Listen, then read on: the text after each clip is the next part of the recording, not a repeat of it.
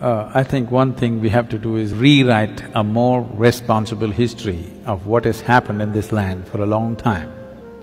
Not in the last 3,000 years, not in the 1400 years. What people in this land have done for a long time has to be brought back. In other countries, people are studying this. If you go to… there are Lebanese people, if you study in a school in Lebanon, you will read about how Indian workers, Indian sculptors, Indian elephants, Indian yogis came and built a Phoenician temple 4,300 years ago in Lebanon, which is called as Baalbek, which is a phenomenal temple. 4,300 years ago, some of the foundation stones are over 300 tons and there is no granite in Lebanon. They transported it all the way from Egypt, across the canal and up the mountain and put it up there. Indian elephants, workers and sculptors worked. The proof, there is enough proof, but one proof is visually hanging there is lotuses in the ceiling. Indian sculptor has to put a lotus wherever he goes. Where would a Lebanese sculptor have seen a lotus? Obviously there are no lotuses there. So, how many Indian children have… forget about children, how many Indian grown-ups have heard about this? No. The Tamil kings went and built Angkor Thom and Angkor Wat in Cambodia. Angkor Thom is the largest religious building on this planet. The intricacy and the engineering, the sheer design and engineering of how these temples are built, if you go and see, you will feel proud of being a human being, because if human beings can think something like this 1,000 years ago and manifest it, it is too much. This was done by the Tamil kings, most of the work done by probably the Tamil labor. From first standard to 12th standard, does any Tamil child even read a line about this in their history book? No. We only read how we were conquered, raped, looted, beaten by other people. Then if there is no pride, why would you want to recreate it? You need to understand this. A culture or a nation is just an idea. When human beings take this on as an identity, attach some pride to it, it burns through one's mind and into his heart. Now he wants to protect it, rise it, keep it clean, keep it wonderful. If you do not build pride into it, then people will want to avoid it. Everybody will want to avoid it.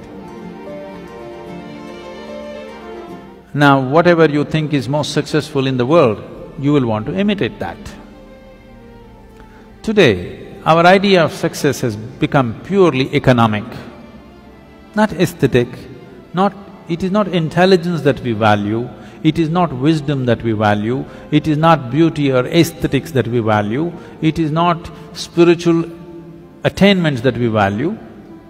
Who is the big man in Coimbatore, if I ask? People will only name the richest man in the town. They will not name the wisest man in town, the most beautiful man in town, most meditative man in town. No, the richest man in town is the biggest man. So who is the biggest whatever? Whichever is the richest nation, whichever is the richest culture, power and money have become the highest goals, which itself is a very rudimentary way of looking at life.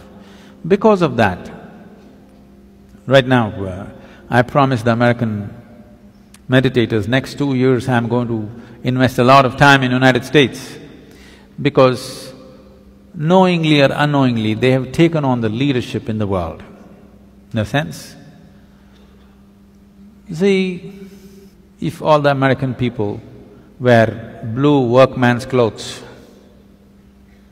half the world is wearing Americans' workman's clothes.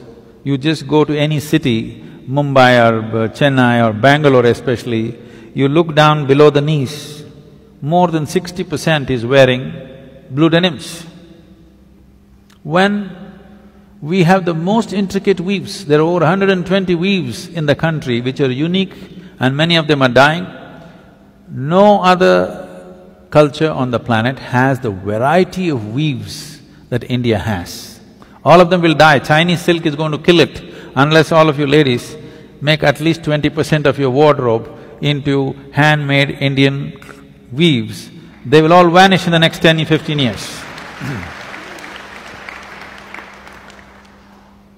Why is everybody wearing not even American executives' clothes, American workman's clothes?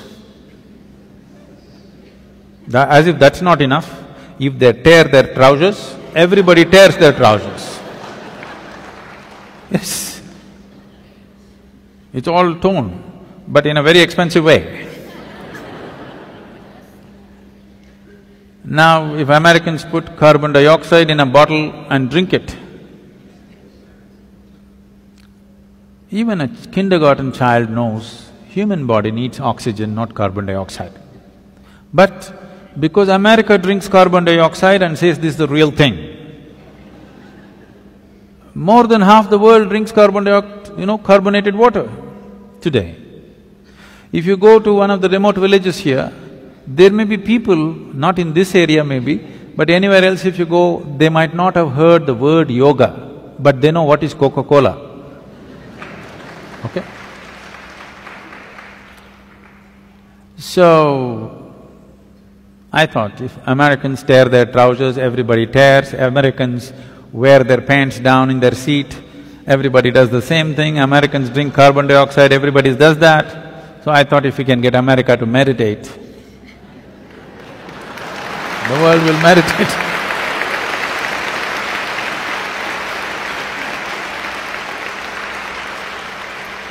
So, we're doing a little bit of a big push in the next 2 years in United States. We want America to meditate.